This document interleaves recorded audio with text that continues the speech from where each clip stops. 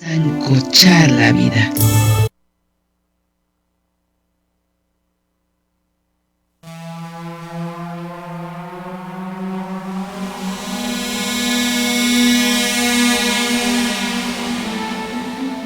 Imagina una cocina que no es una prisión para mujeres.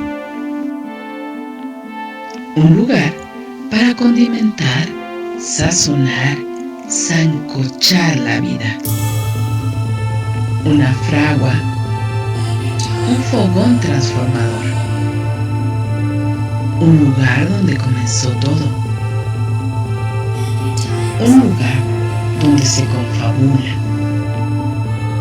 donde se trama libertad.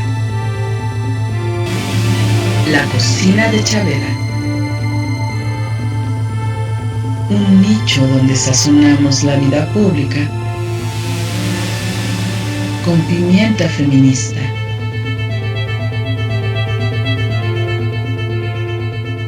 Hola, ¿qué tal? Muy buenas tardes. Estamos nuevamente en la cocina de Chabela. Les saluda Maru Chávez este miércoles 3 de abril de 2024, aquí en Violeta Radio 106.1 de FM en la Ciudad de México y ya saben, www.violetaradio.org en internet para quienes nos escuchan fuera del territorio de la Ciudad de México. Y claro, por supuesto, también en Facebook Live, que además de escucharnos, nos pueden mirar en nuestra página de Violeta Radio.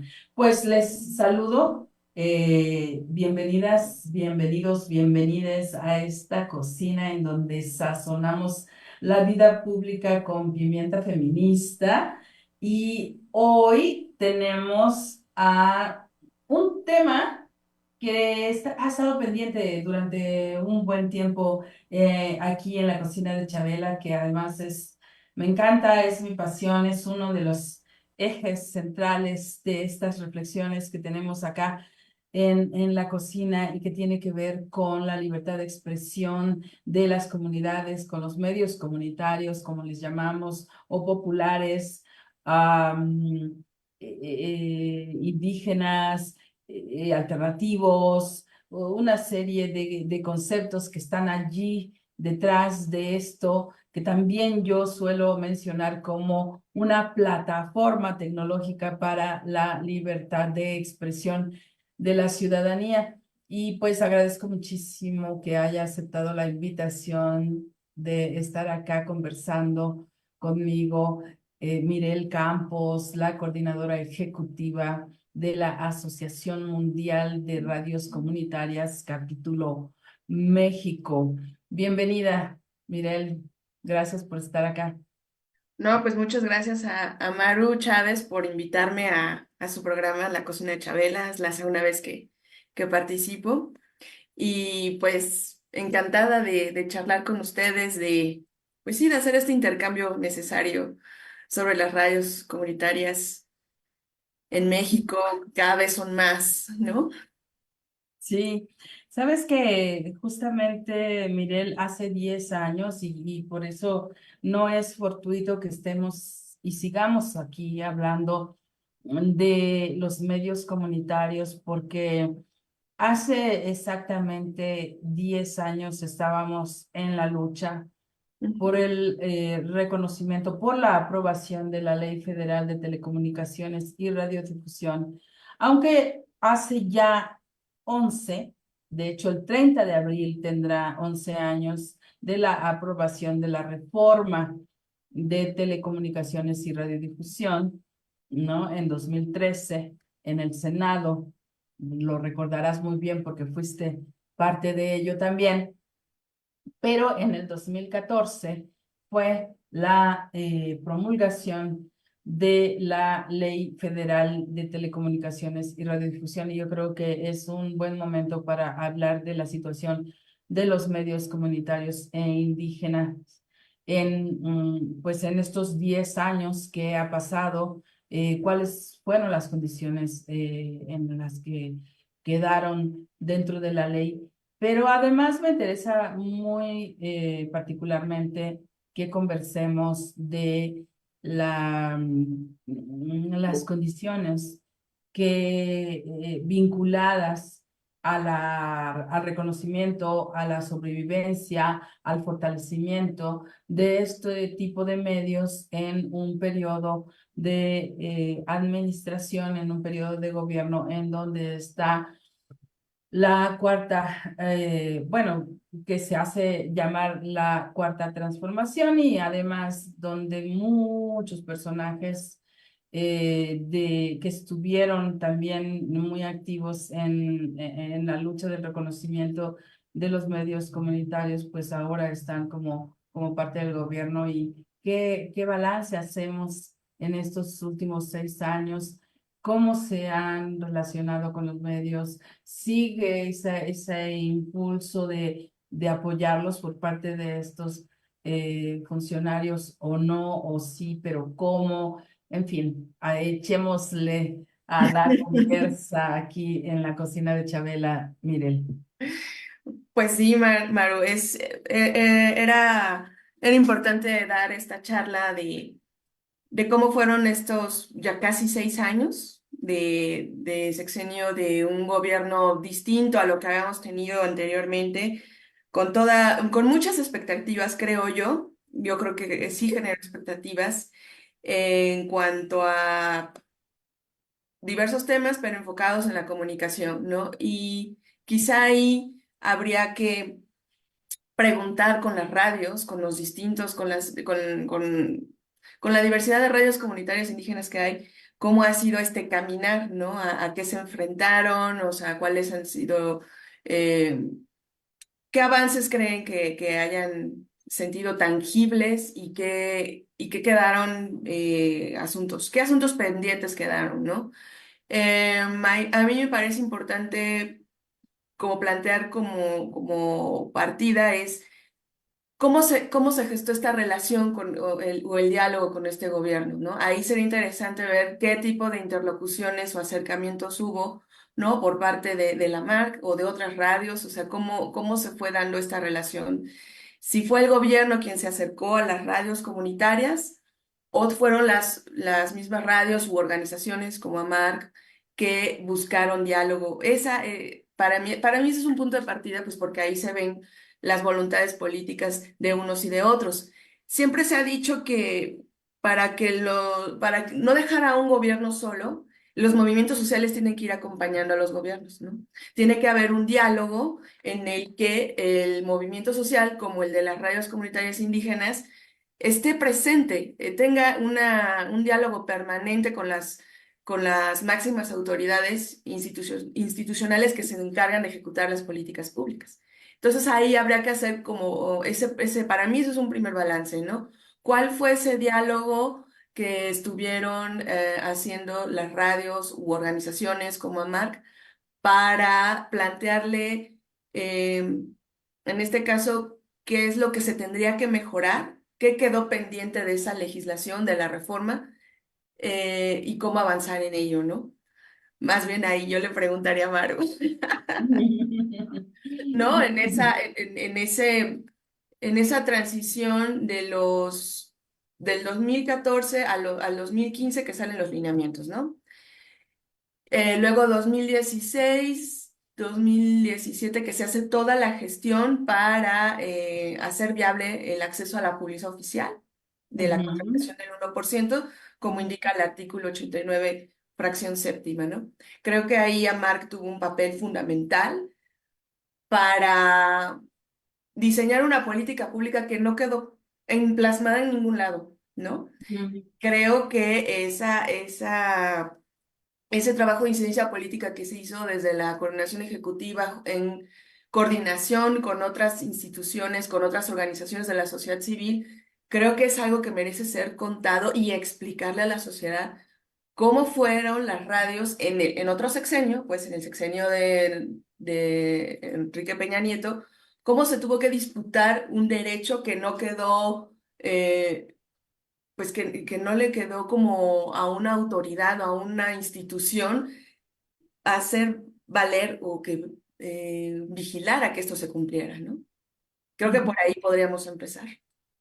Sí, yo creo que, bueno, a mí me encantaría que hiciéramos un contexto, muy velozmente como un recuento histórico. Primero, ¿qué significado tienen los medios comunitarios realmente Ujú. para la ciudadanía desde tu perspectiva? ¿Qué es? ¿Por qué habemos personas que hemos peleado y dicho y exigido, incluso hace 10 años fuimos al Senado a hacer un meeting allí, exigiendo que en el Senado se aprobara una ley con, pues, eh, equidad, decíamos, para los medios comunitarios en relación a los medios comerciales o a los medios públicos? Entonces, primero, mire, desde tu perspectiva, más de Mireli que de la AMAR México, ¿qué significado tienen los medios comunitarios e indígenas para sus comunidades? Pues la necesidad de tener un medio propio de comunicación que pueda ser una voz diferente a la hegemonía del duopolio mediático, ¿no? Desde ahí siempre se ha peleado ese lugar, ¿no? Digamos, la hegemonía de la opinión pública que siempre se mantuvo en dos cadenas, ¿no? ¿Para qué decimos sus nombres si ya las conocemos? Que sí, que acaparaba la opinión pública y que solamente era su visión de cómo ve al país o de cómo analiza al país y cómo evalúa a un gobierno. Pues solo se le quedaban a dos voces con sus diferentes voceros intelectuales orgánicos, ¿no? Analistas, y nos acostumbraron a un análisis, a una perspectiva de ver, o a diferentes perspectivas, pero siempre eran perspectivas muy académicas o con tendencias favorables a ciertos grupos políticos, ¿no? Así se dibujaba el mapa. Pero la parte de la ciudadanía o de grupos más locales o de los movimientos sociales, o sea, esas voces o esos análisis o esas miradas de cómo entender un fenómeno, cómo interpretar el fenómeno desde otras aristas, no lo teníamos, ¿sí? En ese sentido, se vuelve indispensable voltear a ver y decir, aquí hay otras formas de interpretar la realidad, de contar, de narrar los sucesos nacionales, regionales y locales, ¿no? Porque todo siempre se concentra en lo nacional. Toda la narrativa de la situación política del país es nacional, ¿no? Pero poco sabemos lo que sucede en el norte, en el sur, en el Bajío, ¿no? O sea, eh, digo, ahora ha tenido como más trascendencia, pues la guerra contra el crimen organizado, es como nos fuimos enterando de lo que ocurría en el país, pero poco sabemos qué es lo que vive la gente allá, cómo vive esa situación, tanto de inseguridad o, o de otros desafíos, ¿no? O de las luchas feministas, de las luchas de las mujeres, cómo están viviendo o sintiendo que ejercen la violencia hacia ellas, o cómo se organizan para hacerle frente. Ese tipo de realidades las desconocíamos. Y ahora, gracias a este reconocimiento, pues ya podemos tener, digo, ahí falta todavía mucho el dar ese salto hacia la digitalización. Pero bueno, hay radios comunitarias indígenas que ya tienen su streaming, ¿no? Que podemos sintonizarlas por medio de internet. Pero la importancia radica en ello, que ahora podemos acercarnos a otras realidades. Y yo creo que a que la radio comunitaria para mí son corresponsales de distintas partes del país o de distintas partes de otros países de América Latina, ¿no? Donde podemos ir conociendo pues otras perspectivas, ¿no? Entonces, para mí, la importancia de las redes comunitarias es que están en aquellos lugares donde los medios hegemónicos no logran llegar o no quieren llegar, y si llegan, eh, no siempre dan la visión más genuina de los aconteceres, de las problemáticas de un estado, de un municipio, de un pueblo, ¿no? De una región en particular. Sí, efectivamente, yo creo que, pues lo hemos dicho muchas veces, pero hay que seguirlo diciendo. O sea, el reconocimiento de los medios comunitarios y su multiplicación tiene que ver con la pluralidad de voces y pluralidad de narrativas que existen actualmente en el país. Hace 10 años, antes de la reforma constitucional, o incluso ya después de la reforma constitucional, mientras se hacían los ajustes y mientras se publicaban los lineamientos para solicitar concesiones, pues contábamos con permisos, en primer lugar, y esos permisos no eran más de 20 en el país. No. Actualmente estamos hablando aproximadamente de 184 concesiones de tipo social comunitario, y estoy hablando solo de las emisoras que han surgido a partir de la reforma constitucional y de la aprobación de la ley. Porque, bueno, podríamos hablar en otro sentido de una serie de proyectos de comunicación que están fuera de este marco legal. Es todo un tema y es todo un debate, además, incluso al interior de la AMAR, pero por lo pronto hablemos de lo que apareció, surgió a partir de esta reforma constitucional y de la ley. Y entonces estamos hablando que a 10 años, bueno, tampoco es que se ha multiplicado enormemente el número de concesiones para medios comunitarios, pero sí más que menos, un poco menos de 200 concesiones de tipo social comunitario y alrededor de 30 de indígenas. Ahora bien, los medios indígenas me parece que no son representativos de el porcentaje de población indígena que tenemos en el país, porque estamos hablando entre 15 y 20% de la población en México que se identifica, tiene una identidad de ser una persona indígena y de pueblos y comunidades con esta identidad, pues. Entonces, el número de concesiones, que son 30, no pasan de ahí, me parece, pues no representan exactamente la cantidad de medios indígenas que debería de haber, pero hay una serie de factores que han impedido, digamos, que haya comunidades que soliciten este tipo de concesión.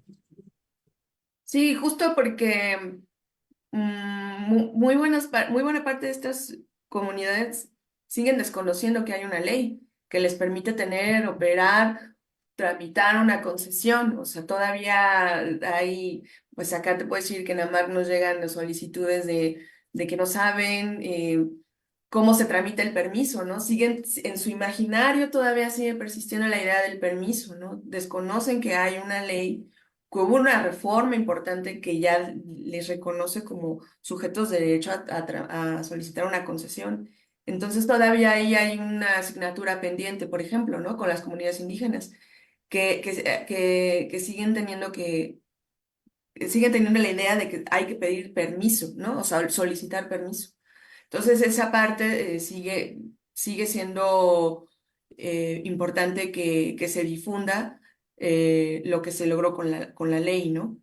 Estoy hablando de comunidades, por ejemplo, en Chihuahua, ¿no? Allá nos han llegado ese tipo de solicitudes, ¿no? De que, ¿cómo le hago, ¿no? Para pedir permiso. Y le digo, no, ya no necesitas pedir permiso, es tramitar una concesión. Entonces, como cuando les dices tramitar una concesión, es como si hablaras de otro mundo distinto.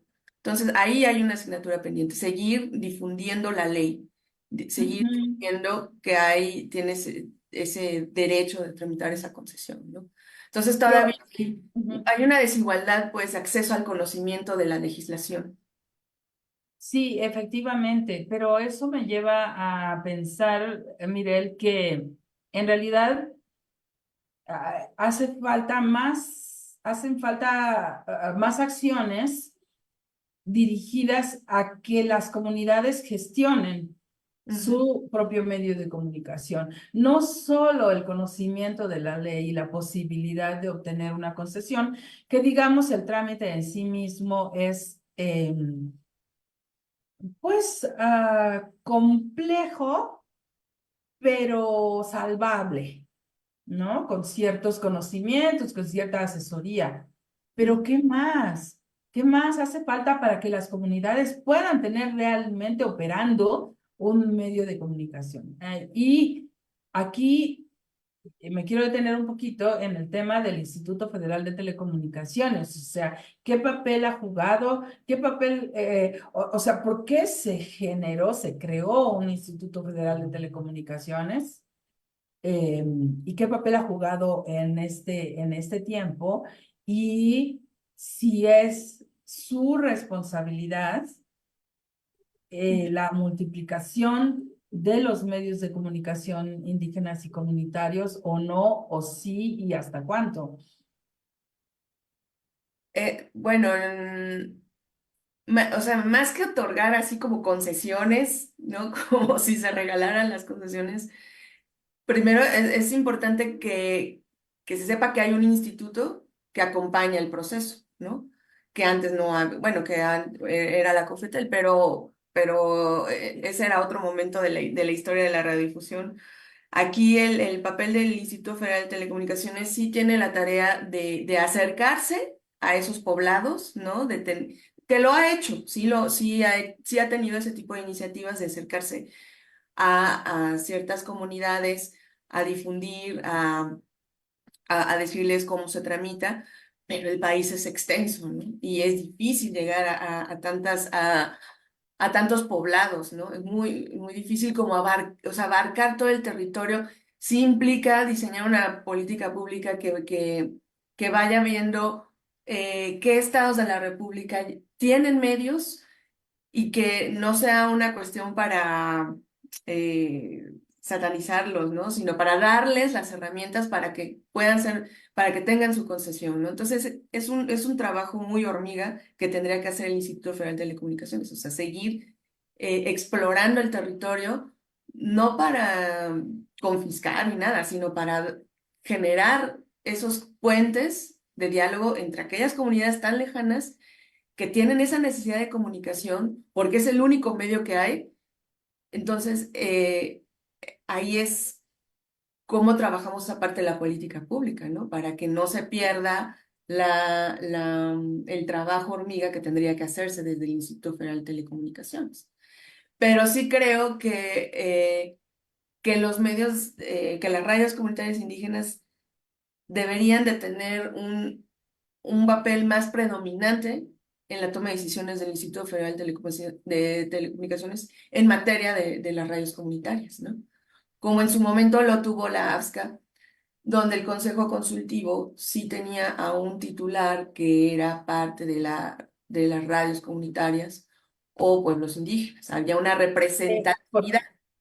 Explica por favor qué es, porque tal vez no se entienda. Sí, cuando se formó la Autoridad Federal de Servicios de Comunicación Audiovisual, que lamentablemente se En extinguió Argentina, en en Argentina. Argentina. Ujú. Sí, fue parte de uno de los frutos de la lucha, ¿no? De tener un órgano autónomo, que se creara la autoridad autónoma que iba a otorgar las concesiones. Uno de los aciertos de ese órgano es que tenía un consejo consultivo donde estaba integrado tanto por radios comunitarias, pueblos originarios, o sea, ahí sí había la distinción de que cada uno de esas dos tuviera una representatividad en el Consejo Consultivo, Ujú, al ujú. lado de las radios públicas, las radios universitarias, las radios ciudadanas, ¿no? Era un Consejo Consultivo bien nutrido por parte de la radio pública, de las radios universitarias y de las comunitarias indígenas. Entonces, ahí se diseñaban las directrices de cómo se tenía que apoyar a estos sectores, ¿no? Los públicos, los comunitarios y los originarios. Esa, esa falta de representatividad es algo que nos quedó pendiente, ¿no? Ujú. Que las radios tengan esa representatividad en ese consejo consultivo, ¿no? Que haya que, que sea obviamente rotativo, ¿no? Pero que haya una voz que esté al pendiente de que los derechos conquistados en esta reforma y en la ley se respeten y que lo que haya que resolver se resuelva y que lo que haya que modificarse en la ley se modifique, pero que no sea solo una institución. Por eso yo decía al principio de la charla, los movimientos sociales tienen que seguir acompañando a las instituciones, deben tener su lugar ahí presente. Y esa es parte de la tarea del movimiento, ¿no? Porque mucho se cree, ya se logró la reforma, ya se logró el reconocimiento, ya existimos en la ley, ya tenemos un nombre y apellido. Bueno, pareciera que ahí se acabó la movilización y no es así.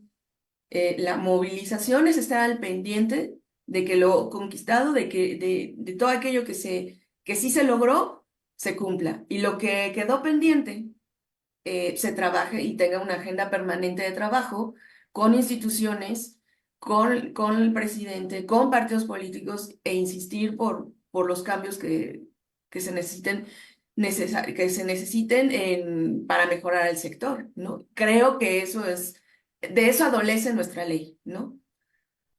Entonces, Mirel, en bueno, prácticamente desde que inició esta administración y más recientemente con la presentación de las iniciativas de reformas constitucionales, de las 20 reformas constitucionales que presentó el presidente, pues una de ellas tiene que ver con los órganos autónomos. Y eh, el Instituto Federal de Telecomunicaciones es un órgano autónomo, aunque el presidente no incluyó a todos los órganos autónomos en esa reforma, sí incluyó al instituto. Di, Federal. sí, el Instituto Federal de Telecomunicaciones, pero mi pregunta es, ¿qué papel juega el Instituto Federal de Telecomunicaciones? Sabemos que es el regulador de todo el sistema de medios de comunicación relacionados con el espectro radioeléctrico, pero particularmente con los medios comunitarios y los medios indígenas, ¿qué papel juega este instituto? Y pues si la AMARC tiene una postura respecto de esta propuesta que el presidente hace para su desaparición y cuáles serían los argumentos para su desaparición si es que sucediera. Pues es que tenemos que irnos un poco a la parte histórica de cómo se pensó que tendría que ser el órgano. Hay una serie de estándares internacionales por una radiodifusión libre que se publicaron a finales del 2009, ¿no? Que refleja el estudio de incidencia política que se hizo desde AMARC, América Latina y el Caribe, ¿no?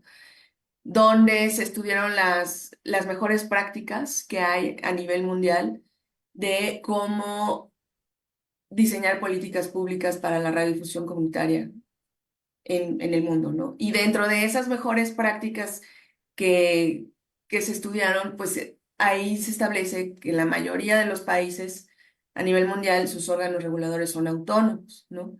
Entonces quedó como uno de los estándares que el órgano que se encargue de otorgar las concesiones o de regular, digamos, el espectro sea autónomo, ¿no? Para evitar que diversos intereses políticos, económicos, empresariales determinen a quién sí se le puede otorgar una concesión y a quién no, o bajo qué parámetros, ¿no? Algo que operó en México desde la época en que se promulgó la ley de radio y televisión en 1960, ¿no?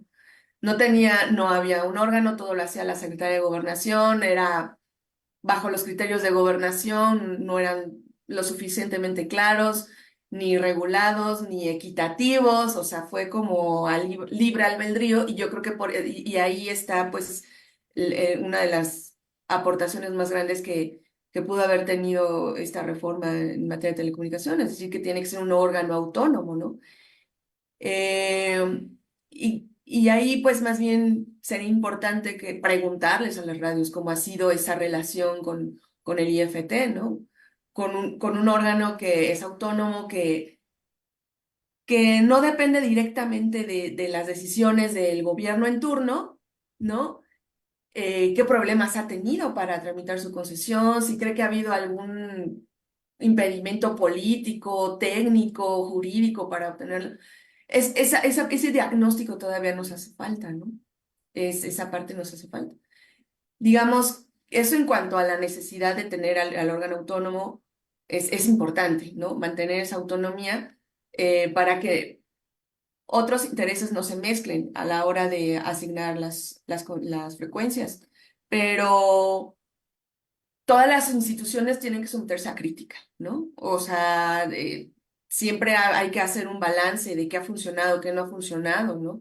Y, y, y creo que sería un buen momento de proponer reformas y ver de qué manera, en el caso de las redes comunitarias, las redes comunitarias puedan tener un papel mucho más activo en el IFT, ¿no? Para que no se preste a que hay ciertos grupos o conglomerados de medios que tienen injerencia en el IFT, como son como algunos de las narrativas que se han presentado, ¿no? Que a lo mejor el instituto se ha cargado hacia ciertos grupos. Bueno, evitemos eso y démosle voz también a otros sectores de la radiodifusión, ¿no? Que tengan una presencia y que su voz y sus propuestas de mejoramiento del sector sean tomadas en cuenta. Y qué mejor que a través de un consejo consultivo. Entonces, Mirel, a 10 años de la aprobación de la Ley Federal de Telecomunicaciones y Radiodifusión, ¿qué es lo que le cambiarías a la ley? ¿Qué reformas son necesarias a la ley? Para mí, que el IFT tenga un consejo consultivo. Un Pero sí consejo, lo tienen. pero donde las radios comunitarias bueno, acá se dice, está el concepto de radios indígenas, sí tengan una presencia y sí tengan una representatividad en el consejo de manera permanente, ¿no? ¿Qué Que sean más? partícipes de las sesiones Ujú, ujú. ¿Qué más? ¿Qué más? y que sigan existiendo las mesas de trabajo, ¿no? Y que puedan apoyar al instituto, sobre todo en aquellas radios que todavía se les dificulta eh, lo que tiene que ver con la sostenibilidad, la contratación de publicidad oficial, o sea, en identificar aquellas problemáticas que siguen teniendo las radios y ver cómo pueden seguir trabajando en una política pública que resuelva esas carencias de la radiodifusión, ¿no? Pero si no hay diálogos, no se puede, si no les preguntas a los protagonistas del movimiento, de quienes están en el día a día sosteniendo el micrófono, pues por muchas tesis o por mucha ley, si no preguntas dónde se están librando las batallas por Mm. mantener la radio, pues no vas a poder apoyar al resto, ¿no? Cómo hacerles más fácil el camino a quienes apenas empiezan? Porque hay otra cosa importante, o sea, ya tenemos como 3 generaciones de radios comunitarias en México, ¿no? Ujú. O sea, quienes impulsaron como Radio Guayacocotla, y luego viene de esta generación de radios de finales de los 90, principios de los 2000, que obtienen sus permisos, los 10 primeros permisos, ¿no? Son radios militantes, eso hay que decirlo, son radios militantes que vienen acompañando a movimientos sociales o causas muy específicas y que vieron en la radio una manera de darle otro brazo al movimiento, ¿no? Poder difundir sus luchas, sus demandas frente a lo que los medios hegemónicos distorsionan. Y con la reforma, pues viene otra nueva generación, otras nuevas radios que no necesariamente vienen de la militancia, eso nos ha quedado muy claro, ¿no? pero que tienen la necesidad de informar a sus comunidades de los aconteceres, ¿no? Porque sigue siendo el principal medio para informarse, ¿no? Y ahora con este permanente, pues, decían que la radio iba a morir y todo, pero en situaciones tan tremendas, catastróficas de fenómenos naturales, la radio es la que te comunica y uno de los principales elementos que te piden tener en tu mochila de emergencia es una radio, ¿no? Entonces, Claro. eh, Eh, eso. en ese sentido, Mirel, y tomando en cuenta este contexto de los 10 años, que por cierto también nos lo recordó Alejandro Cabral, que nos está escuchando. Saludos, Alejandro, representante nacional de AMAR México, allá en Hermosillo, Sonora, política y rock and roll. Y además nos escucha también Hilario Cruz, en Radio Shali, en Xaltepec, Puebla. Saludos, compañeros, por estar siguiendo esta transmisión sobre un tema que nos compete y nos afecta de manera tan importante en nuestro quehacer radiofónico comunitario. Pero decía yo, son 10 años y de esos 10, 6, casi 6 han estado pues con este gobierno, digamos, acompañados, entre comillas, por este gobierno de la 4T, y como nuestro programa se llama Los medios comunitarios indígenas en tiempos de la 4T, pues centrémonos allí porque desde mi perspectiva, esta 4T, a, dif- a diferencia de gobiernos anteriores, no han agredido como antes a medios comunitarios e indígenas y no ha encarcelado, hasta donde tenemos conocimiento, no ha encarcelado a ningún comunicador comunitario indígena. Sin embargo, creo yo, y quiero conocer tu opinión al respecto, Miren, no ha habido una política de fortalecimiento a los medios comunitarios indígenas. No ha habido, hemos visto en la mañanera, por ejemplo, diversos compañeros, entre ellos Héctor Camero, ex representante nacional de AMARC, entre ellos Alejandro Cabral, actual representante nacional de AMARC, pues ir a exponer una serie de problemáticas ante el presidente, y la respuesta del presidente siempre ha sido muy positiva, eso hay que reconocerlo. Sin embargo, en los hechos, y esta es mi opinión, en los hechos, me parece, no ha habido una política pública. Hubo un intento de elaboración de política pública, y esto lo menciono también por lo que decías, Mirel, de que no se les ha preguntado a quienes están en el día a día en la radio, pues cuáles son las problemáticas vigentes que tenemos que resolver. Entonces, mi pregunta es, ¿a quién le toca ir a preguntarlo? Porque yo recuerdo que en el 2020, exactamente en plena pandemia, surgió un proyecto desde Comunicación Social de Presidencia en convenio, colaboración con UNESCO, con la oficina de la UNESCO en México, en donde nos congregaron, nos invitaron a congregarnos a una serie de personas vinculadas a los medios de comunicación comunitarios indígenas, ya sea por estudios, por investigación, por cuestiones teóricas, pero también prácticas y militantes. Entonces estuvimos ahí, bueno, seguimos de alguna manera congregados, pero no se hizo un diagnóstico directo con las radios. No. No estaban allí representadas todas las radios. No hay una acción, digo yo, estoy hablando del gobierno, Ujú. no hay una acción resultado de ese intento de trabajo con los medios comunitarios indígenas. Y entonces, en tiempos de la 4T, ¿cuál es tu balance? Miren. Mi balance es que lo que no esperábamos quizá es que no quisiera como gobernar tanto de la mano de las organizaciones de la sociedad civil en general. O sea, más bien aquí se esperaba que hubiera un acompañamiento, que hubiera un diálogo mucho más cercano que en sexenios pasados, y no lo hubo, ¿no? Más bien como que se reservó a lo que pudieran decir las organizaciones de la sociedad civil. Con unas entró con mucha confrontación, ¿no?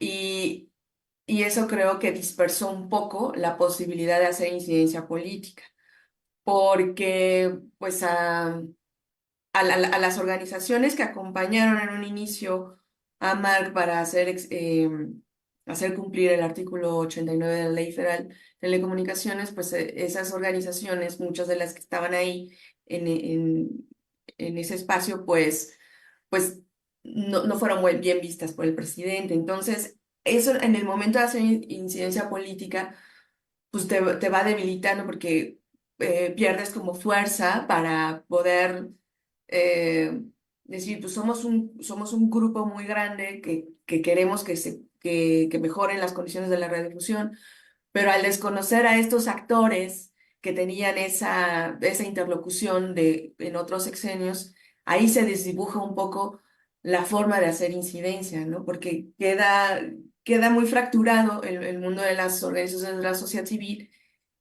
y además el problema fue que no se reconoció como un interlocutor válido, ¿no? ¿Por qué? Porque la perspectiva de este gobierno es trabajar directamente con los afectados, no a través de intermediarios. Entonces, eso cambia toda la lógica para hacer incidencia política. Y por eso yo decía al principio, es que aquí tendríamos que preguntar a las radios qué tanto acercamiento tuvieron con las máximas autoridades de este país para decirle necesitamos una reforma, ¿no? Y cuál fue la respuesta del gobierno. Y acá se cruzaron varios factores. Uno, que llegó la pandemia, ¿no? Casi a los 2 años, hubo recortes presupuestales a los medios públicos, y al tercer año cambia la composición de la Cámara de Diputados, en donde ya no le era favorable al gobierno en turno. Entonces ahí, entre que las organizaciones de la sociedad civil no eran el principal sujeto político de interlocución en el gobierno, la pandemia y el cambio de composición en la Cámara, pues ahí se cae un poco esa posibilidad de incidir en una reforma, ¿no? Entonces, esos factores hay que analizarlos para ver por qué no avanzamos en este sexenio, ¿no?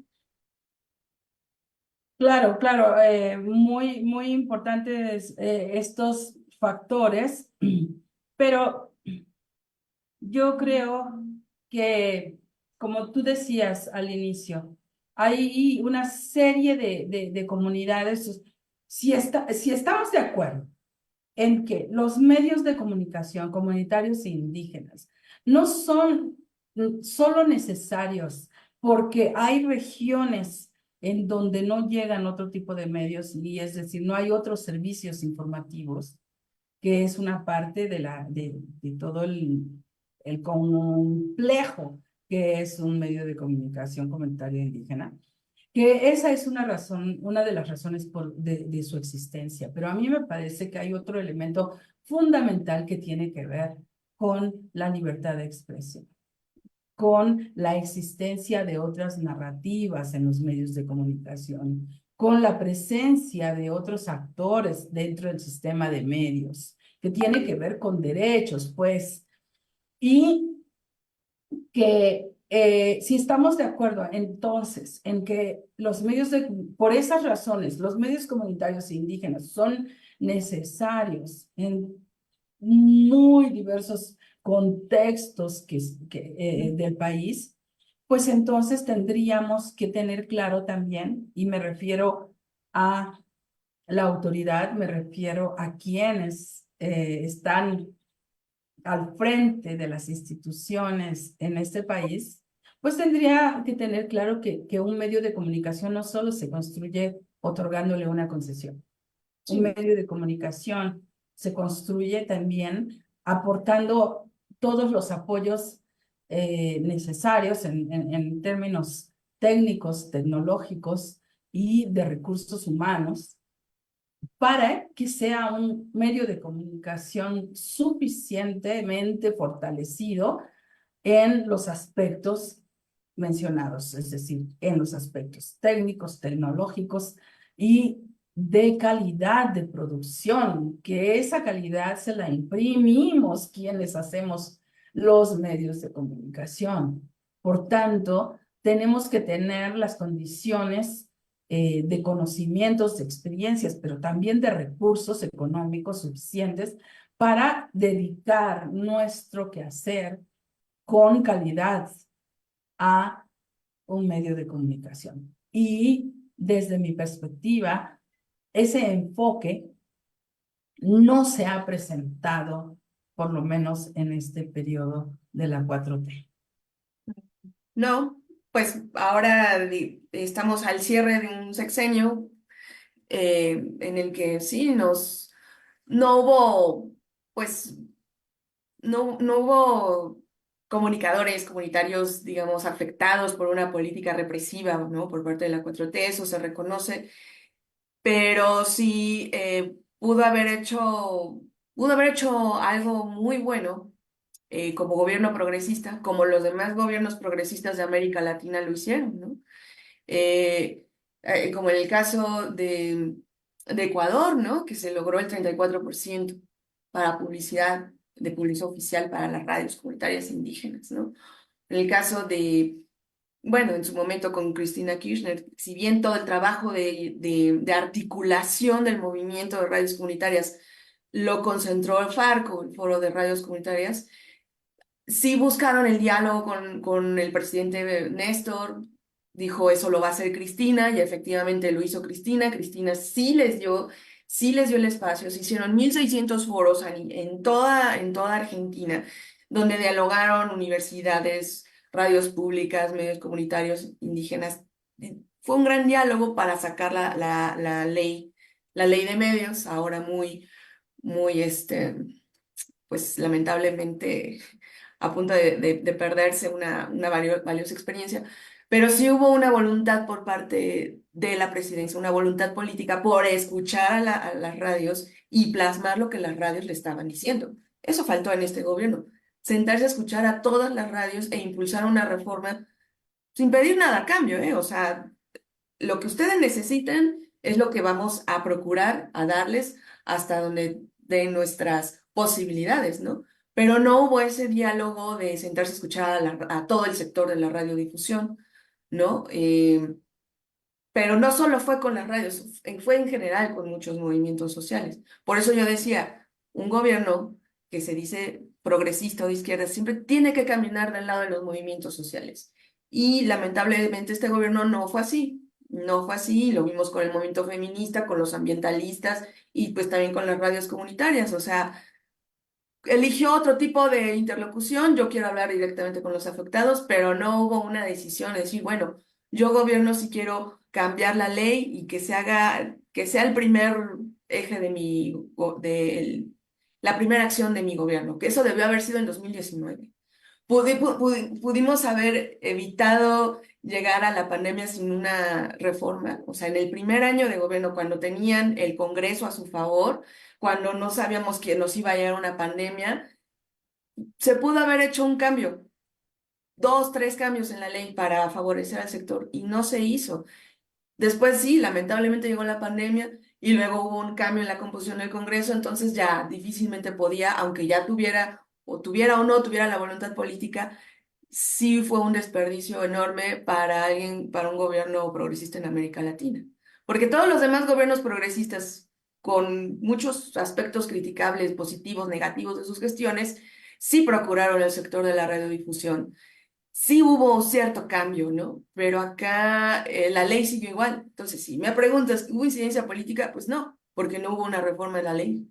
¿Hubo cambio en la política, en la asignación de la publicidad oficial?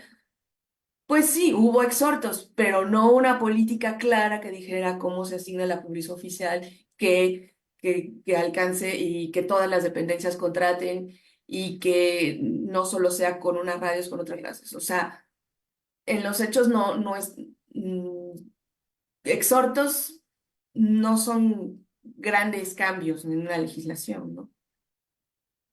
Bueno, Bueno, desde mi perspectiva. sí, sí. No, lo que yo quisiera puntualizar es que estamos hablando de la fracción séptima del artículo 89 en la Ley Federal de Telecomunicaciones y Radiodifusión que obliga a los entes federales a que designen el 1% del total de su presupuesto de comunicación social para contratar publicidad oficial con los medios comunitarios e indígenas y que no se ha cumplido con pues gobierno, ni con el anterior, claro, porque esta contratación inició un año antes de que Enrique Peña Nieto terminara su mandato, pero incluso con este gobierno ha habido algunos pues condiciones particulares, en primer lugar, porque el presidente Andrés Manuel López Obrador redujo considerablemente el presupuesto total del Ejecutivo Federal para comunicación social y estrictamente lo redujo a 2.300 millones de pesos, lo que el 1% significaba 23 millones de pesos de ese, pues lo que significa el 1%, pues distribuido en la totalidad de las concesiones de tipo social, comunitario e indígena en el país, lo que significa que ese presupuesto, y así se ha mantenido en 2020, 21, 22, y lo que significa una pulverización, digo yo, de esos recursos y en realidad apenas si ayudan a pagar la luz, pagar la renta, mantener el transmisor. Imagínate cuando se eh, ¿cómo se dice? Se descompone el transmisor por alguna descarga eléctrica, por algún rayo, porque también hay que instalar pararrayos, pero también hay que comprar algún tipo de no break o como se les llame, de regulador de la carga eléctrica o incluso una planta de luz, algunas emisoras sí lo tienen y una serie de instrumentos de medición para estar monitoreando la salida de la frecuencia, en fin, una serie de cosas que definitivamente no se salvan con la asignación de un 1% dividido entre todas las emisoras del país y que además no es equitativo como lo dice la ley y que además tampoco está siendo contratado por todas las dependencias. En fin, una serie de cosas ya muy detalladas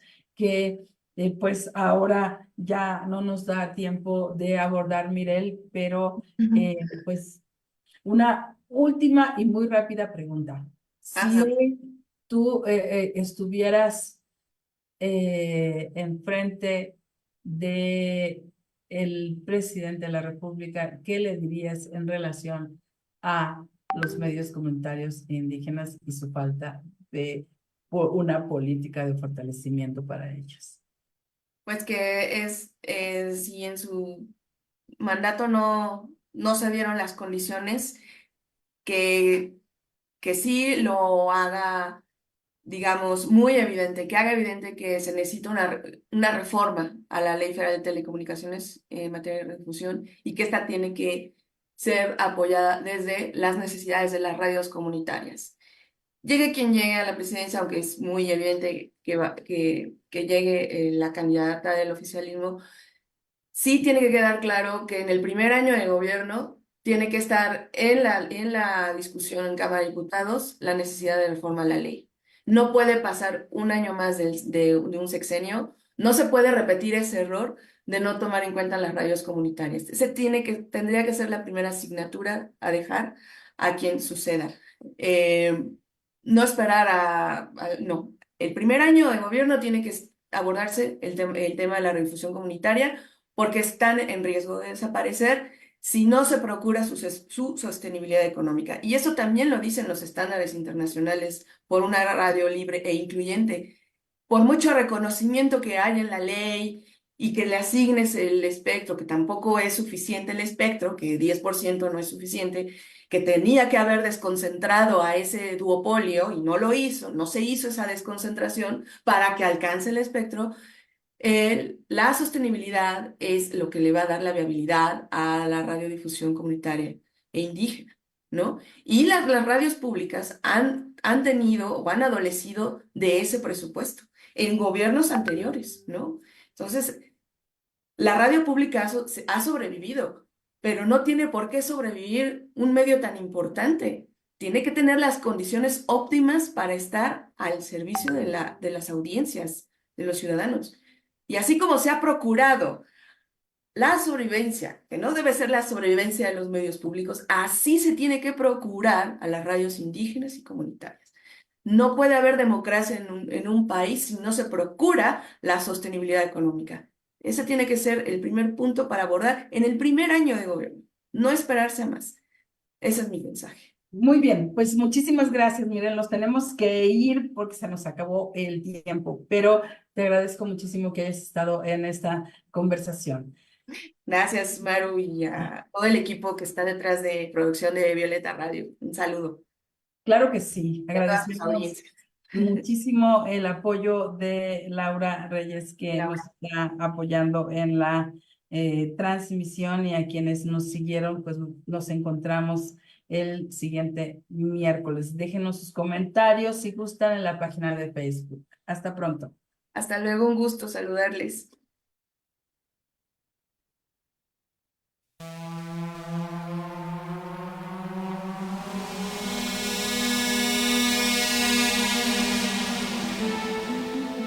Imagina una cocina que no es una prisión para mujeres. Un lugar para condimentar, sazonar, sancochar la vida. Una fragua, un fogón transformador. Un lugar donde comenzó todo. Un lugar donde se confabula, donde se trama libertad. La cocina de Chabela. Un nicho donde sazonamos la vida pública con pimienta feminista.